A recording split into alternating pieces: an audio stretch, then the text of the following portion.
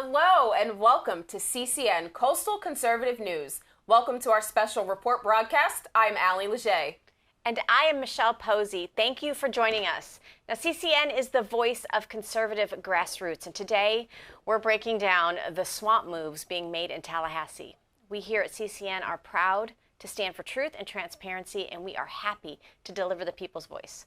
Today, we bring you a special report. But first, let's discuss our week in review.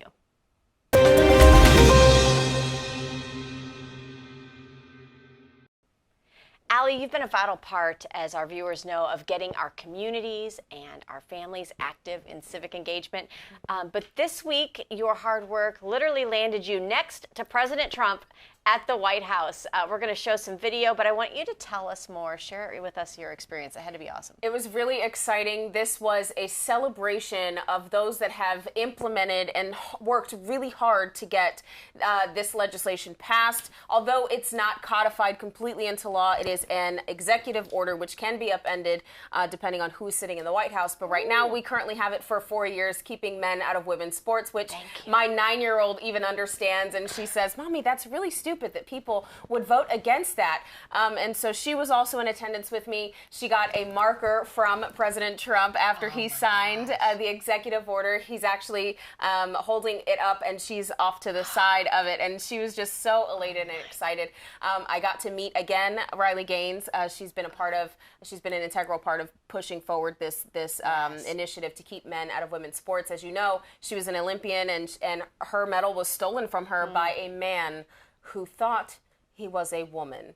Yes. Quite ridiculous. It is sad that we even have to have something like this be brought forth, but we're glad to see it come to fruition. So for sure. Tell me a little bit about who was in attendance, because I know your daughter was excited to meet some really strong female legislators, politicians that it's kind of like we got rock stars now, right? Absolutely. So we had Congresswoman Hageman was there. I absolutely love her and adore her.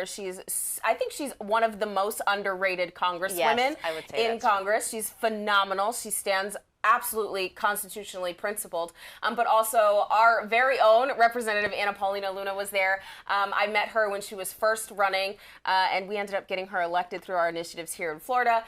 Marjorie Taylor Greene was also in attendance. She actually waved at my daughter because my daughter pointed her out, because you know us, like we are just eat, breathe, and sleep politics. So she's probably seen her. And also Byron Donalds was in attendance there. Wesley Hunt was also there. So she got to see a lot of great people. Steele, Sage Steele was there as well. She was amazing. And my daughter was just so taken aback by so many people that knew her mama. She's like, "Mommy, you're so cool." So Mom's cool. I love it when they get that revelation. It was a lot of fun. And she got to learn a lot. And what 9-year-old do you know? I told her has ever been to the White House, right? And she's like, it was just an amazing moment to share. I love with the her. part in the video where Trump kind of says, "Okay, why don't you come around the desk here? Well, I think Secret Service will be okay." And your daughter just darted right in. She did. She darted right in there. She loves President Trump. Her and her sister Elena, who is 6 years old, they write letters to President Trump all the time. There you when go. They found out that he was injured through the assassination attempt, they were very heartbroken and very nervous for him, and prayed for him and wrote him like some cute little cards. I'll have to send them to the White House eventually. But that's cute. That's really cute. Sweet. Well, I'm excited that young people are being brought in and excited about politics. It sounds like an amazing experience. Guys, we have a short interview with her daughter, Zoe. I want you to take a quick listen to this. This is truly out of the mouth of babes. Take a quick listen. So you think it's important that President Donald Trump signed that bill to keep boys and men out of women's and girls' sports? Yeah. Yes, very good. Because if men do that,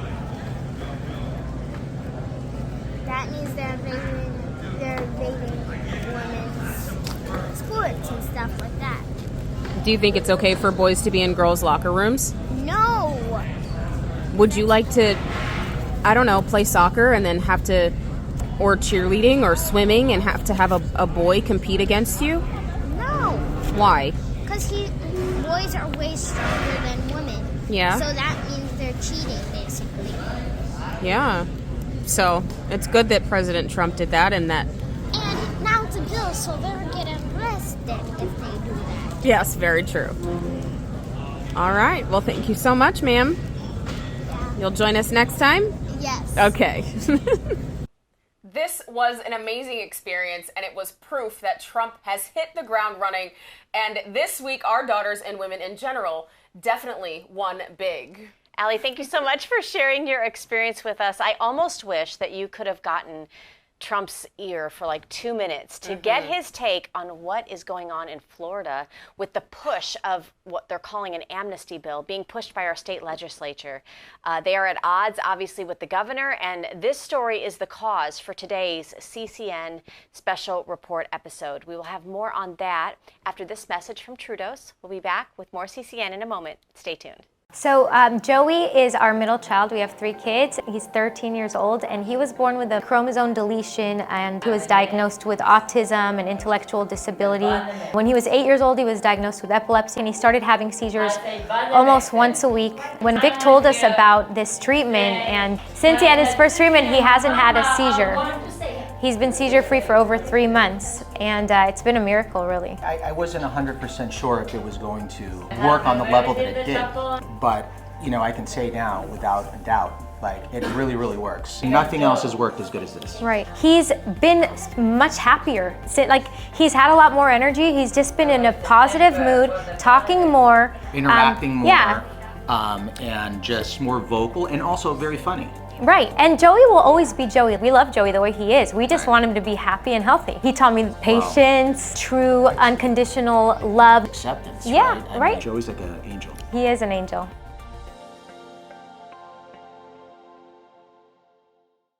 Welcome back to our special report this week, where we bring you the updates on what is taking place in Tallahassee in the showdown between our governor and the Florida state legislature.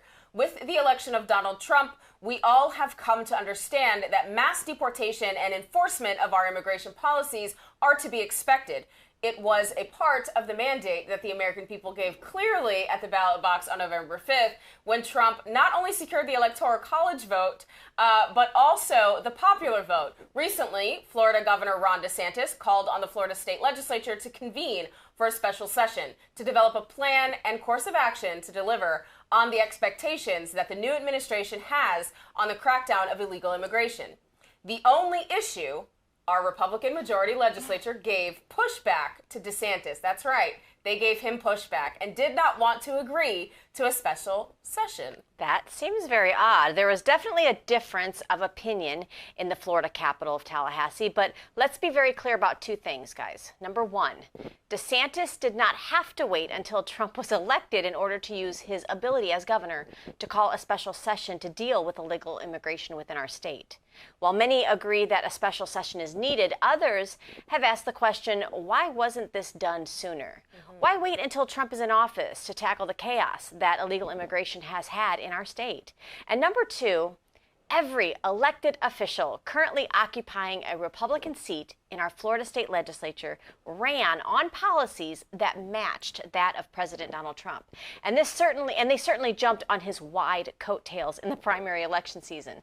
So that being said, why did our Republican majority legislature, as Allie said, push back on DeSantis' request to call a special session and address this issue of illegal immigration? Some have said that a special session was not necessary, and leadership within the state House and state Senate were not happy with the suggestions that came from the governor's office. This spawned a call to action from grassroots conservatives from across the state, urging their representatives to move in favor of a special session. With the legislative session only a few short weeks away, calling a special session should have been an easy remedy, but the mudslinging had already begun in Tallahassee. Speaker of the Florida House, Danny Perez, issued a memorandum in response to the call by the governor to create a special session.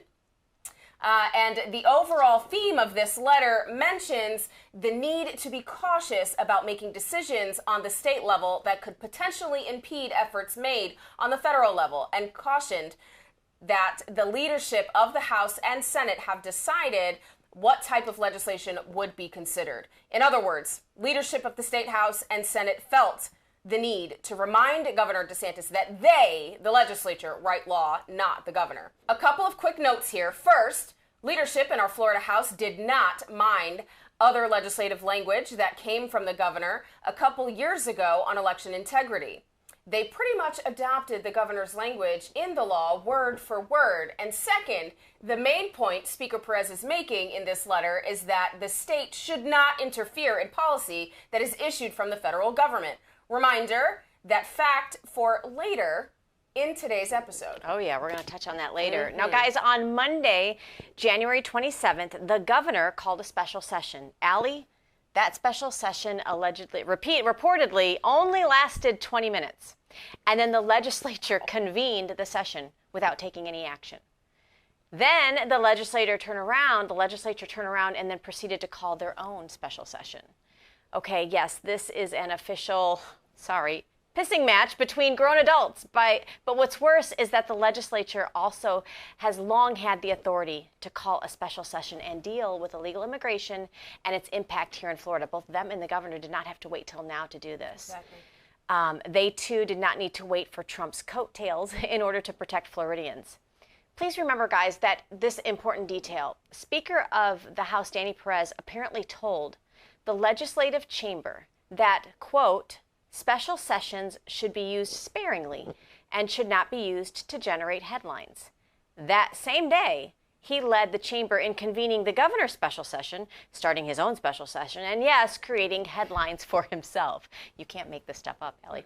Now, from this mess, two sets of suggestions emerged in an attempt to deal with illegal immigration in the state of Florida. One proposed by the governor and one by the legislature. Here is a breakdown of key points and differences between the two plans. You're going to see it on the screen here.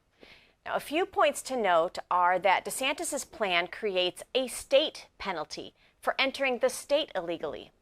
It also addresses the designation of transnational gangs. What is that, the Venezuelan gang? Tren de la... oh, my gosh. Tren de la... You're going to watch Too Hispanic. Tren de la Agua. There we go. And the reason I ask that is because they are extremely violent. They work with the cartel. You know that thing, they're that group that works with the cartels and that Trump deemed a terrorist organization. Illegals are also, under Governor DeSantis' plan, are denied state tuition, in-state tuition for college. However, they still pay for college. It mandates the participation in the deportation program statewide that's known as 287G. It also designates an officer to oversee the UATP, the Unauthorized Alien Transport Program. If you contrast this, Allie, with the language put forth by our legislature, it's extremely different. Yes, the legislature's version has been named the Amnesty Bill, largely because it does not mandate the enforcement and participation in the federal deportation program known as 287G. It does not require law enforcement to reserve 10% of its workforce to carrying out deportations and transporting illegals, almost as if they are not anticipating a high demand for illegals being deported. It gives no state penalty for illegal immigration, but most importantly, it could be argued that the legislature's version is entirely unconstitutional. Wow. How is that? It removes the authority from the governor to enforce the laws and gives it to a lower level agency, an agency that some would say has a conflict of interest in this issue, which is the Department of Agriculture. Do you feel comfortable with the Department of Agriculture carrying out a duty that our Constitution reserves for the governor? Given all the claims about illegal migrant workers in the agricultural community and the cheap slave labor they provide, do you think the Department of Agriculture is best suited to basically police themselves? More importantly, the task of dealing with illegal immigration would fall under the State Agricultural Commissioner, Wilton Simpson. Wilton Simpson, who is himself a farmer who reportedly exempted himself from abiding by state e-verify systems, a system put in place to assure that employees in the state of Florida verify for citizenship for their workers. This has left many asking, is this a case of the fox guarding the henhouse? Wow. What's worse, Wilton Simpson and the Department of Agriculture does not oversee law enforcement.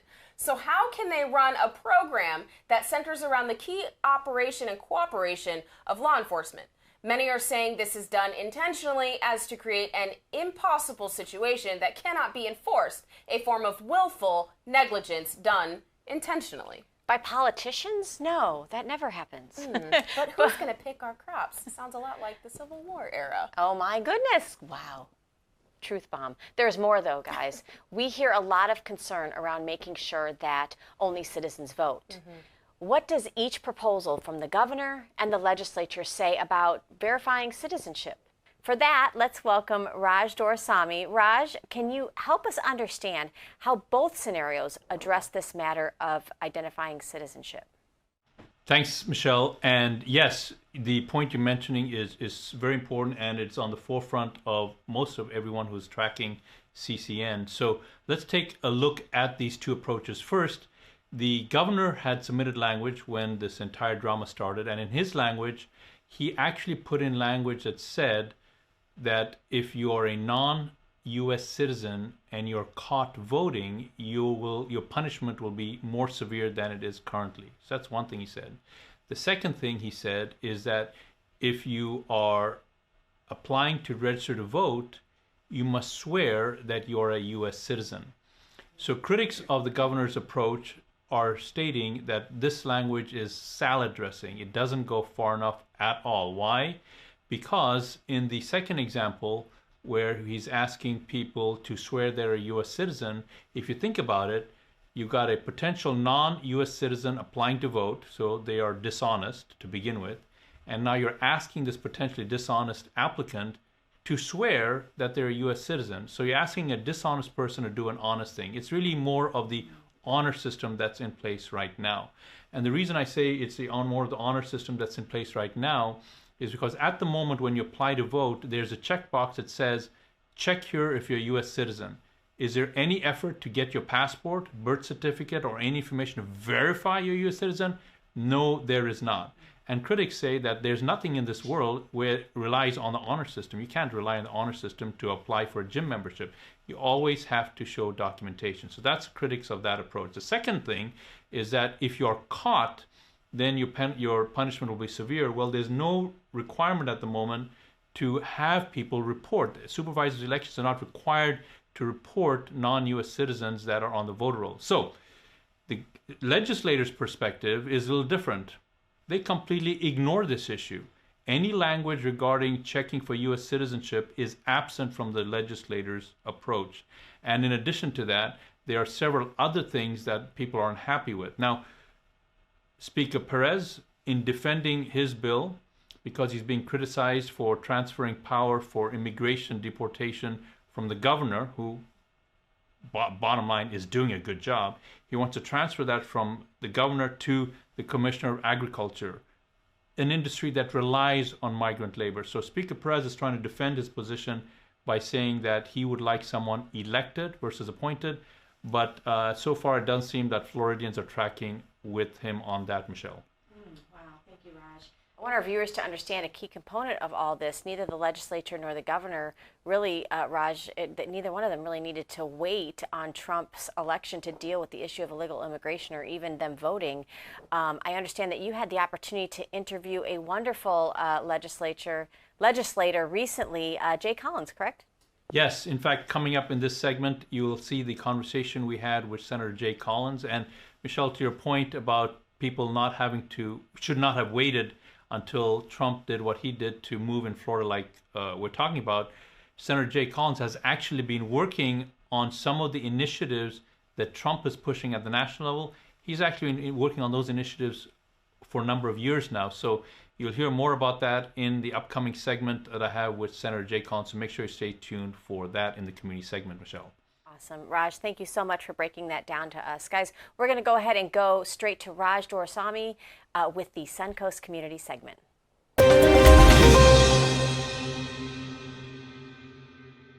We're delighted to have a conversation with Senator Jay Collins. For those of you who don't know who he is, get ready to meet a leader in Florida that's standing up for the right thing. He is operating based on principle, not being swayed by the political winds. So Senator Collins, thanks for talking with me. How are you today? I'm doing great. Thank you for the opportunity. Looking forward to the conversation. And look, that's what this is about, right? We represent our community. Sometimes you just got to stand up and fight. It's the right thing to do. 100%. In fact, let's get right to it. If you could just, for the folks that don't know your background, the platforms that you are focused on. Can you take just a minute to let the people know who you are and why they should pay attention to this conversation? Well, thank you for that opportunity. So my name is Jay Collins. I represent Hillsborough County in Florida. That's Tampa, for those of you who don't live here. And ultimately, who am I? I'm a 23-year retired Army Green Beret. My wife's a 20-year veteran, but more importantly, I'm a dad. I'm a husband. I'm a citizen in this country. I believe in our nation to the point where I was willing to fight and die. I lost a leg in Afghanistan, requalified as a Green Beret, did 5 years after. I also run a national nonprofit feeding people millions upon millions of meals after natural disasters. So when I talk about serving the community, it's what I've done my entire life. There's nothing more fundamentally important than neighbors helping neighbors and people stepping up and leading, because that is the American way. That's what our forefathers did, and that's what we need to continue to do.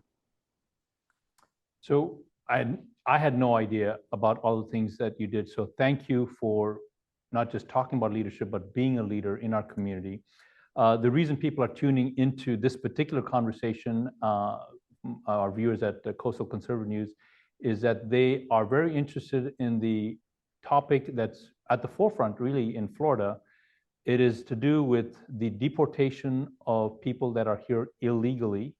I myself am an immigrant. I came here from Africa, and I went through the right way, and I'm privileged to be here. And like almost every other country on the planet, believe that the practice of a border is a required component for the prosperity and the success of any nation. The last administration, for whatever reason, completely went 180 degrees, and people are just pouring in. But Governor Desantis has taken a very clear stand on this, and he has submitted legislation for consideration by the legislators that will take a hard stand on two things. One, deportation of those people that are here illegally. And secondly, his legislation language also addressed the fact that non-US citizens are on the voter rolls and have voted. Now, some critics of the governor have said that his language doesn't go far enough because it essentially is relying on a potentially dishonest non-US citizen who is applying to vote to do the right thing by swearing, basically self-certifying. Those critics say that the governor should go a little further, and we'll get into that in just a moment. The other big component of the governor's language is for a very swift action on deporting illegals. Now, why this has become very interesting is the legislator, as you know, Senator, has taken a different view on this. They, in fact, would like to not only not deal with the non-US citizens voting, but they also would like to transfer the power that's currently in the governor's realm to another office. So before we get into all those details, could you just share your perspective, because you have been a supporter of the governor? Could you share your perspective on this subject? Sure. So the governor called a special session, and it was to work on immigration reform, ballot referenda. You know, we had 3 and 4 last year, abortion and marijuana, that very nearly made it over the top. And through significant work of Governor DeSantis and many of us, those failed, but they're back at it again. Obviously, Florida is prone to disaster, so we wanted to have some hurricane relief, true up some of the money in key programs. And there's things we can do in the condo world as well. That's what the governor called for. And the response from the legislature was it's premature, and they didn't want to do it. Ultimately, we all showed up for the special session. There was a gavel in and a gavel out. We had language drafted addressing many of those things, and they started their own special session on immigration. They submitted language that failed to do many things, and in that first salvo, right, it pushed it off to committee, and I still hadn't had a chance to read the language because it was all brand new to me. So I'm literally in the committee reading the language as we go. And as a rule of thumb, if I haven't gotten through this, I'll give them the benefit of the doubt if we have a conversation and we know this is going the right way until I've read it and I have a cognizant approach to what we're doing. Otherwise, we're just talking through both sides of this, right? It's a waste. So I knew there was going to be amendments on the final draft. Ultimately, it got through the committee, went to the floor, and there were large modifications to get closer in line with what the public wanted. The key issues here are bail. If you're targeting violent criminals, people who have committed crimes in other countries, first, and then scaling it back from there to remove people who illegally immigrated here. Guys, if you release them, what are they going to do? Do you think they're going to stand there and wait for their day in court, or are they going to run? Essentially, no matter how they want to say it, it's a back door to catch and release, right? And that's a significant problem. As a conservative, that was a hard stop. And you mentioned the other piece. Why would we, as a state of Florida, where we have pushed and led on conservative values over DeSantis' tenure in an incredible way, it has made Florida what we are. We have a plus more than 1 million voter roll, right? That's incredible. 4 years ago, this is a swing state, but it transferred the power of immigration from the governor to the ag commissioner. Now, as always, what I ask people to do is remove the person, look at the policy, or look at the position. Is the ag commissioner the correct person to do that?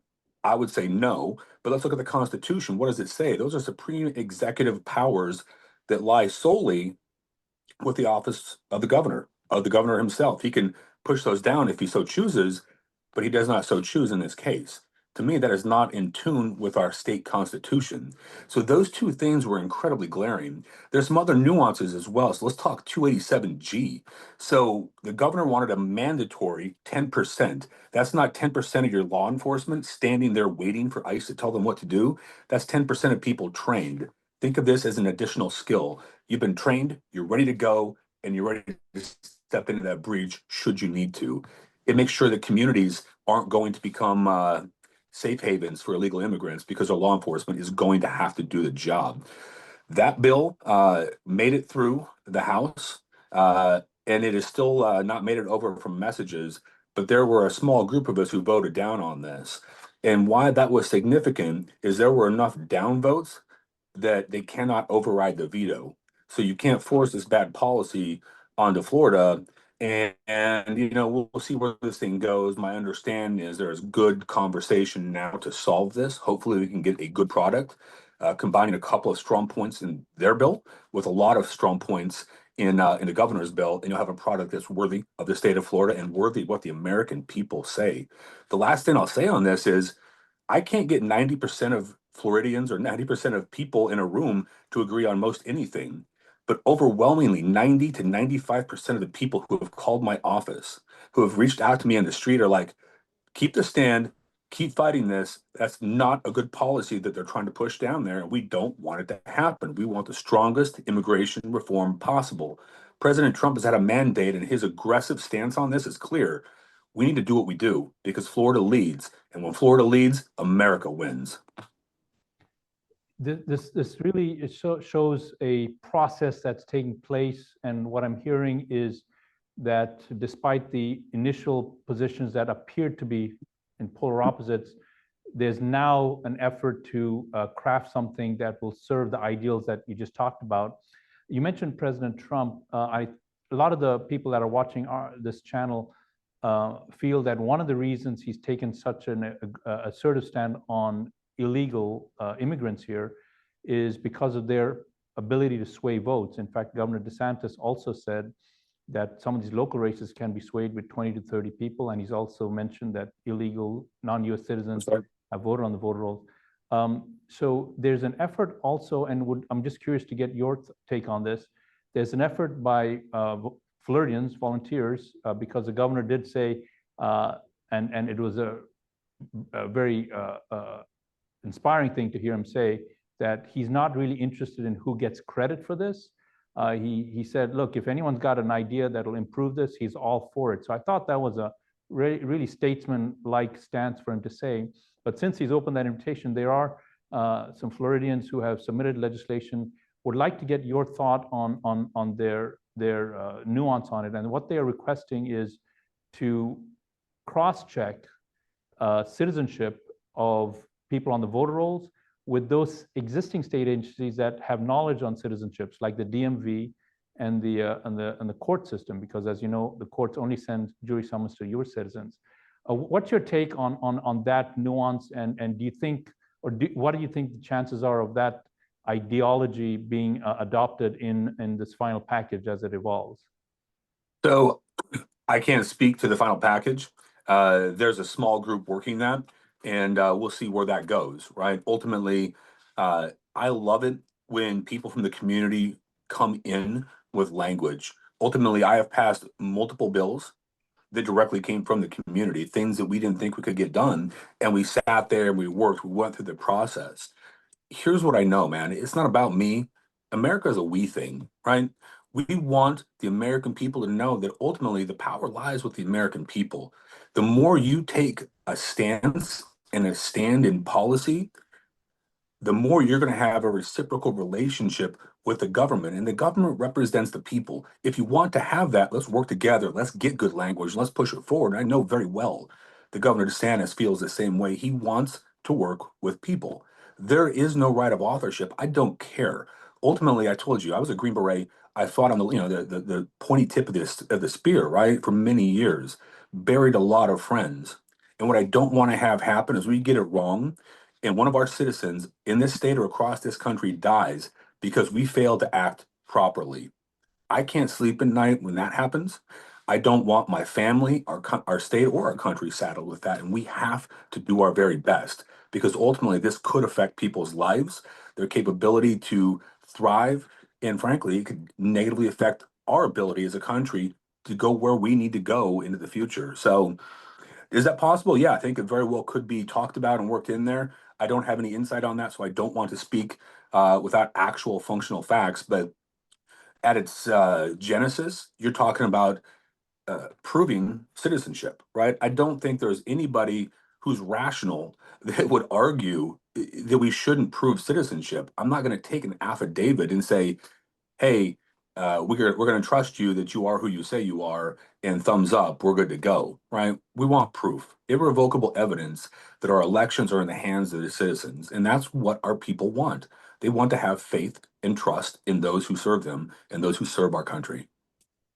Well, there you have it, my friends. You've just had a conversation with Senator Jay Collins, a legislator, a warrior, a philanthropist, and a leader in his community. If you're in a district and you like what you heard here, please make sure to follow Senator Collins and, importantly, have conversations with your own legislators. Share with them what you like about what you heard here and spread these ideals that you're hearing from members of your governance here in the state of Florida. Remember, the path forward requires your action. Your local action is required for national impact. Senator Collins, thank you very much for speaking with me. I so appreciate it. Back to you, Ali and Michelle. Thank you. Thank you, Raj, for that wonderful segment. It's good to know that we've got legislators that are not legislators, I can't talk today, that are doing the same thing that Trump's trying to do on the federal level. But again, neither our legislature or the governor really needed to wait for Trump's election to deal with this, right? Neither of them needed to wait till January 20th, the inauguration day, to choose to act with the best interest of Floridians.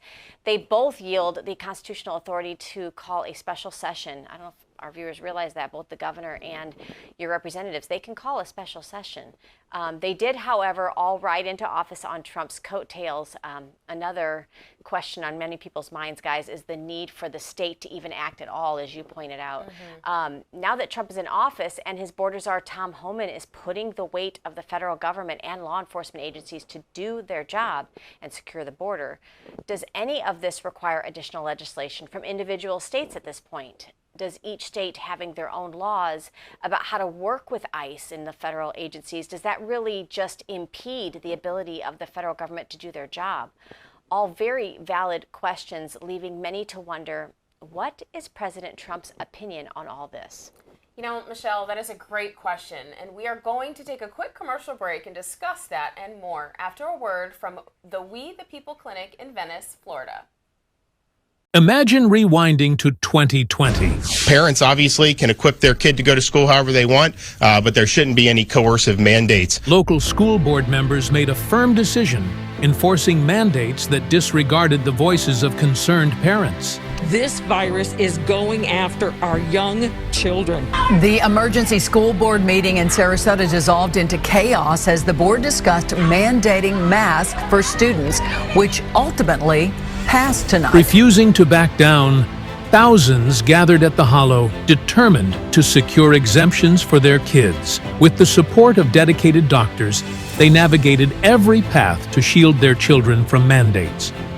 Yet, Despite these united efforts, a darker challenge surfaced. Doctors who issued exemptions became targets, some even losing their jobs for standing by their convictions. That's when the decision was made, a bold new vision to create a sanctuary for children's health and a support system for parents' rights. Thus, We the People Health and Wellness Center was born, founded on a mission to serve, to support, and to protect. This vision has since expanded, aligning with the Make America Healthy Again movement and incorporating the most advanced treatment modalities. Additionally, We the People Health and Wellness Center has launched a series of transformative community-based events, each featuring a trusted expert. In December, Dr. Joseph Ladapo spoke about his new book to a packed audience. Next, Dr. Sherry Tenpenny in an intimate lunch and learn. Still to come, Dr. Pierre Corey, Dr. Brian Artis, plus others. The new management, doctors, and staff of We the People Health and Wellness Center stand with you, ensuring that no parent will ever have to face medical tyranny alone again. We are here to empower, to inform, and to support you for a healthier community. Welcome back, guys, to CCN and our exclusive coverage of the illegal immigration special session that took place in Tallahassee. Oddly, you will not hear any other network really cover this topic in the detail that we are providing you today. So thank you for tuning in and following Coastal Conservative News on all platforms and for sharing with your family and friends. Now, back to our special report.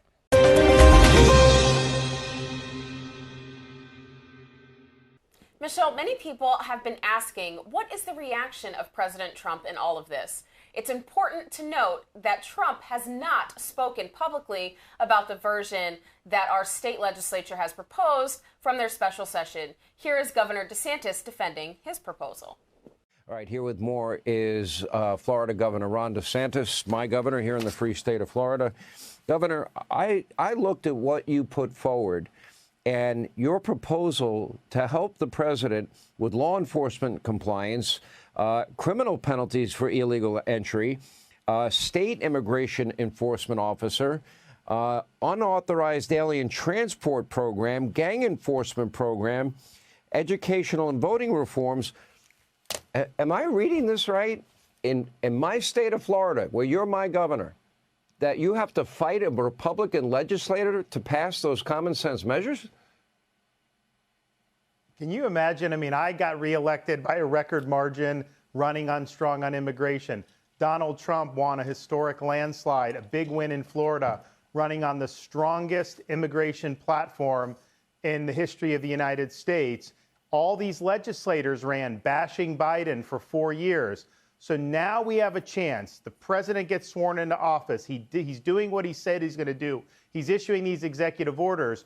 So we have a special session of the legislature to say Florida's going to be in this fight. We can be a force multiplier. And here's the thing, Sean, the Homeland, these guys are doing great. They don't have enough resources when you talk about all the people that have come in. You got to have local and state supplementing the federal government. We're the ones that are interacting with illegals, traffic stops. If you have gang members at some apartment complex, local cops should get them and then alert ICE. We've got to work together. So that's what we're trying to do. But there's swampy politics everywhere. And so some of the legislative leaders, they foisted a different bill on the legislature today that guts all of the things you just said. It guts that and actually takes power away from me as governor and gives it to the Commissioner of Agriculture, which agriculture is not exactly known for immigration enforcement. Because right now, it's ridiculous and it's unconstitutional. I've got Highway Patrol working with Trump's administration now. I've got National Guard. I am totally happy to do all I can. This actually takes the power away that I'm currently exercising now.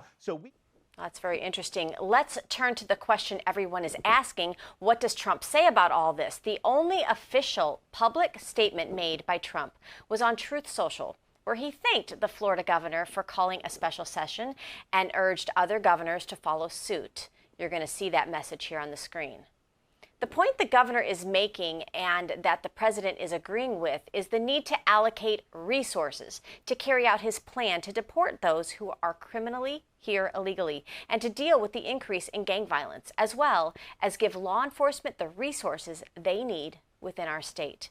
The president has not publicly made any statement on the legislation that the legislature has put forward, but there have been many claims made by representatives right here in our state about working closely with the White House on their version.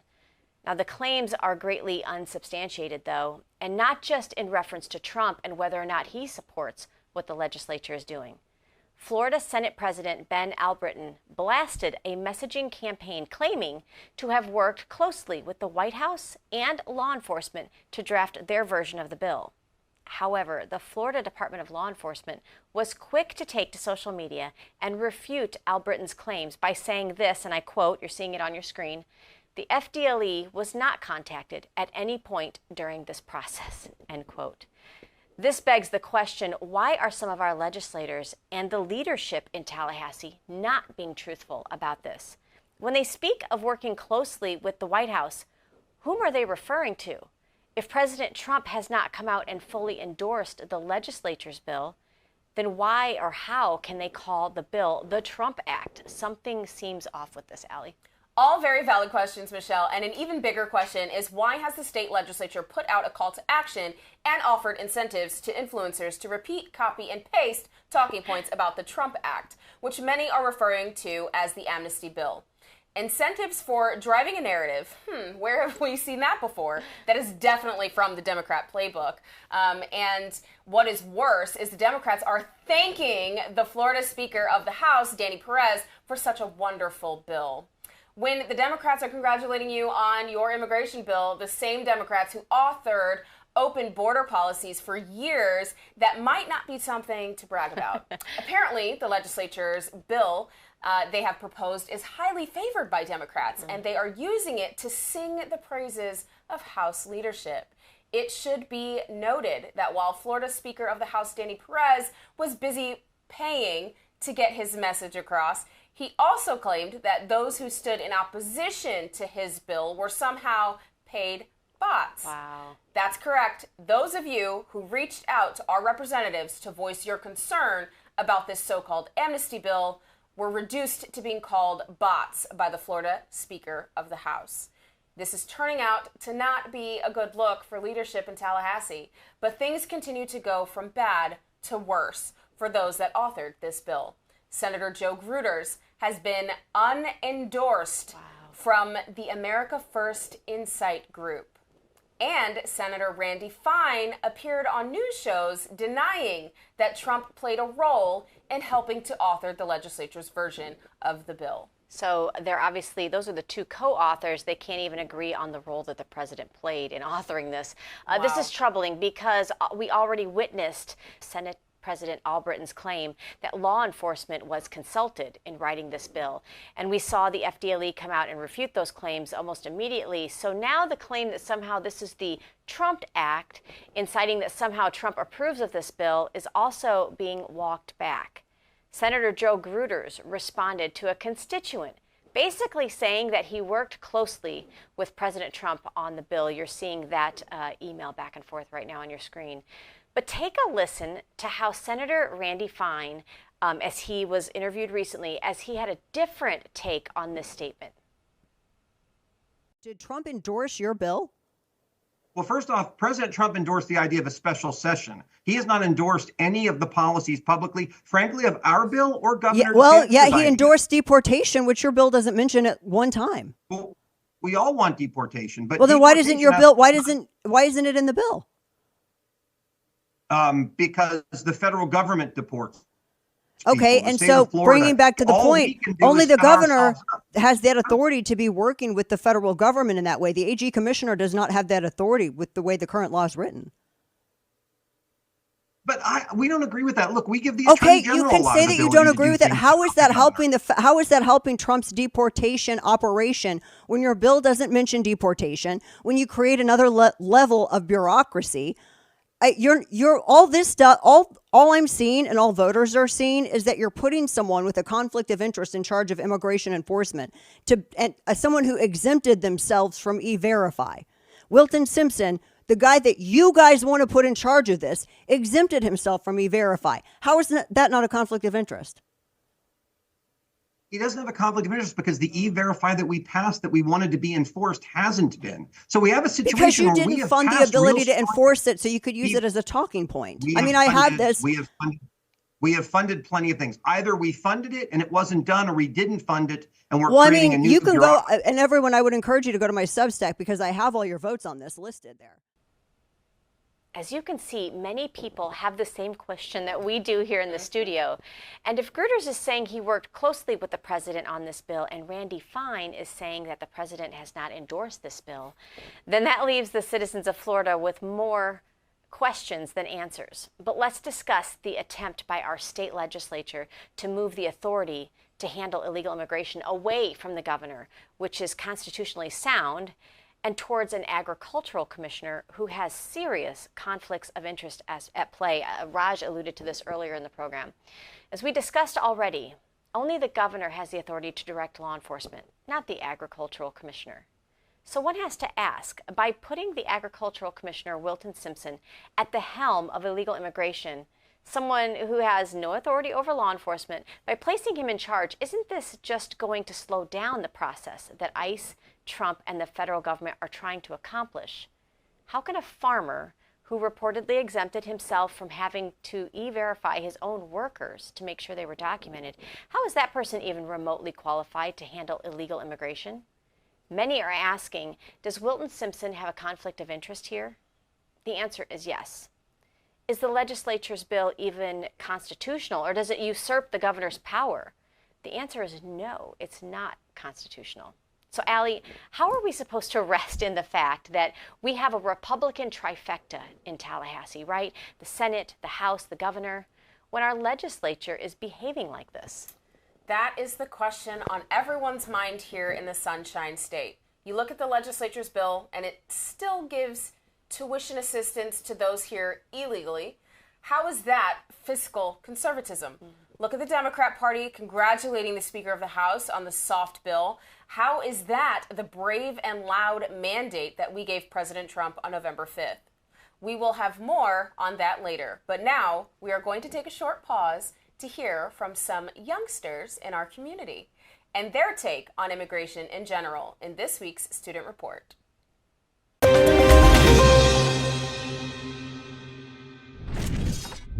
This is Max with your segment, The Student Report.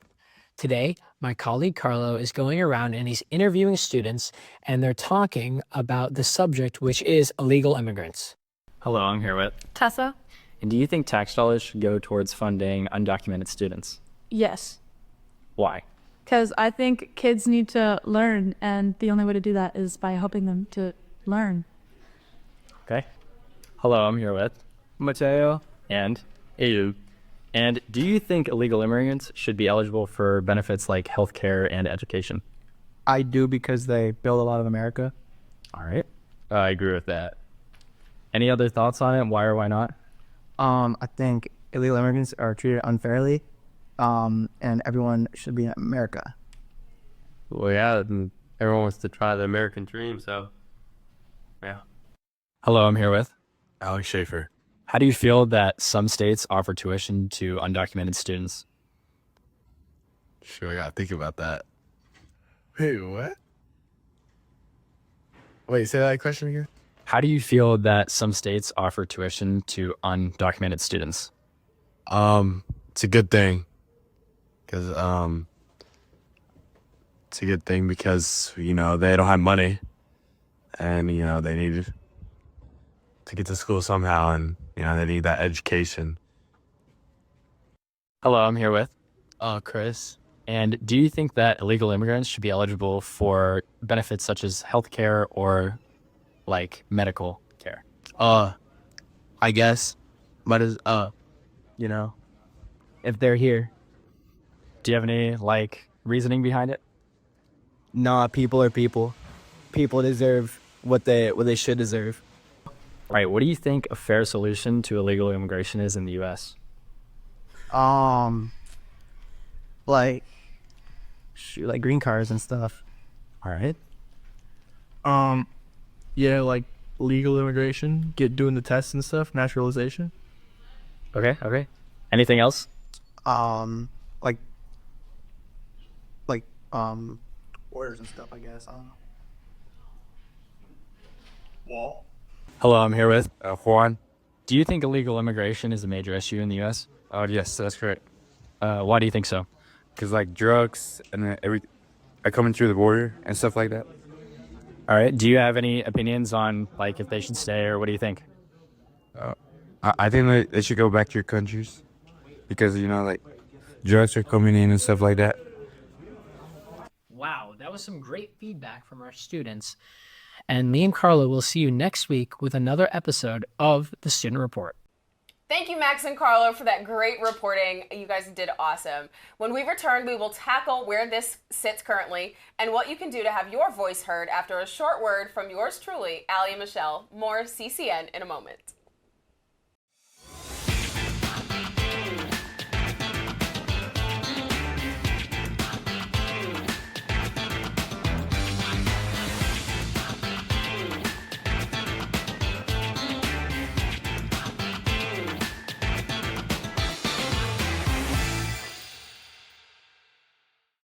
Hi guys, welcome back to CCN, Coastal Conservative News. Allie, given everything we've talked about today, what do you make of what's taking place in Tallahassee? You know, Michelle, I think it's very concerning. We are supposed to have representatives that understand the proper roles and responsibilities of the seats in which they sit. They're supposed to understand constitutionality.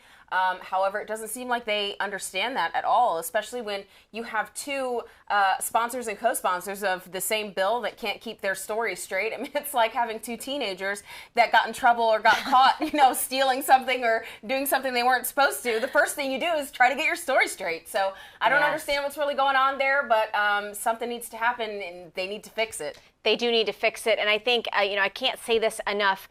I don't know why they waited till 2025 to do something about this. Literally, both the governor and the legislature had it within their constitutional power to call special session back in 2020, 2021, 2022 when they saw the influx of illegals coming across the border. So I think that's a caution tale to us as we go to vote in the next primary session.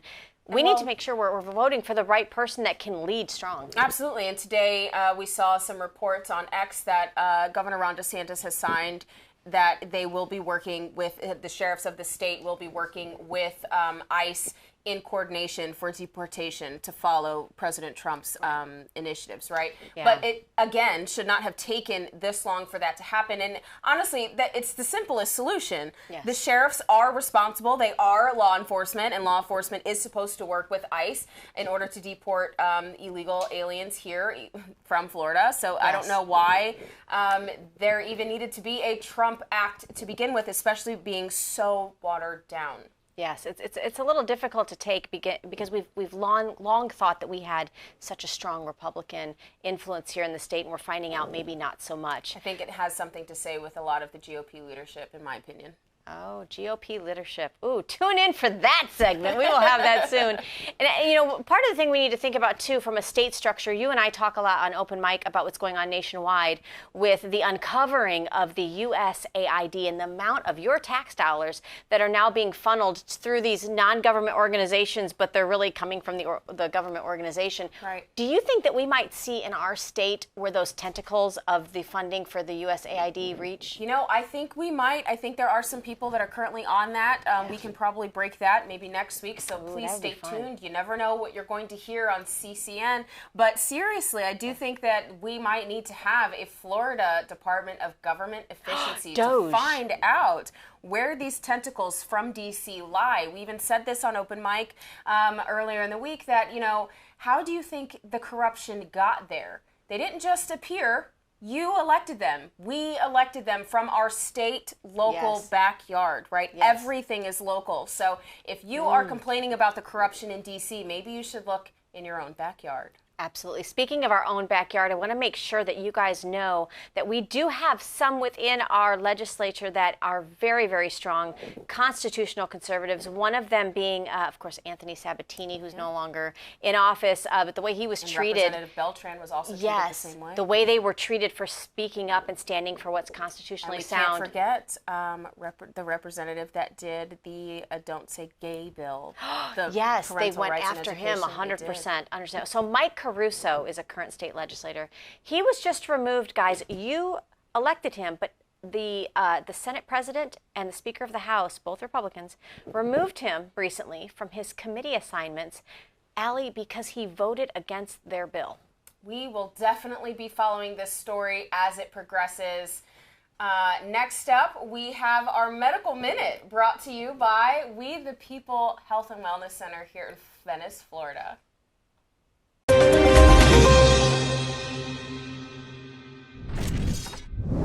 Hi, Dr. Joe. I have a question for you. So, how does Is it a state capital? how does the flu differ from a typical cold? Well, it's a different virus. Colds are a combination of probably many different viruses, and flu, which is influenza, only has a couple of types and many subtypes. Flu tends to be a more severe illness. Probably last a little longer in duration. It's often confused with a GI virus that people refer to as a stomach flu, but that's not true influenza. Interesting. Thank you, Dr. Joe. That's it for us here today on CCN. Follow us on all social media platforms and reach out to us with breaking news and story ideas at contact@coastalconservativenews.com. And our call to action, like we normally like to give out, is to have you call the Senate, Joe Gruters, right? Senator Joe Gruters, Senator Randy Fine, and the House President, oh my gosh, Danny Perez. Danny Perez, Speaker of the House. Also, Senate President Ben Albritton. Reach out to them and say what, Allie? Tell them to adopt the governor's immigration deportation proposal. Absolutely, guys. It's the most constitutional, and that is quite literally their role. So. And this is her wheelhouse. She's the Director of Civic Engagement for Moms for America, so she means it. She means it. I mean it.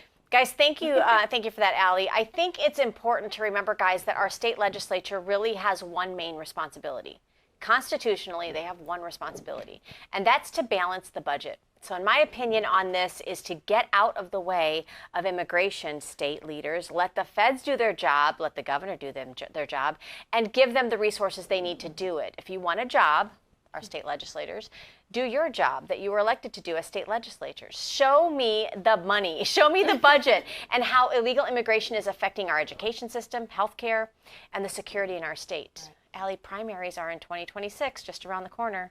We are watching. Keeping a list, checking it twice. You better make sure you're not on it. Thank you for watching. Catch us next time, every Friday, 6 p.m.